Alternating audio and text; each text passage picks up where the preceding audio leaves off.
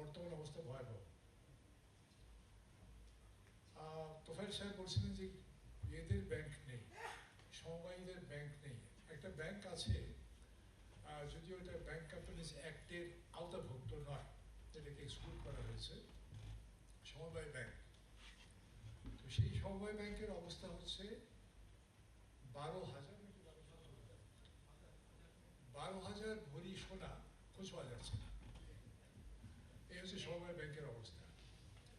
সমবায় ব্যাংকের সম্পত্তি আছে, সেই সম্পত্তি বেদখল হয়ে আছে। তো তাহলে এটা হচ্ছে সমবায়ের একটা চিত্র। অন্যান্য সমবায়ের অবস্থাও তাই। সেখানে কমিটি কারা গঠন করবে সেটা নিয়েই মারামারি, কামড়াকামড়ি, এবং এটার মামলা গড়াতে গড়াতে সুপ্রিম কোর্টেও যায়।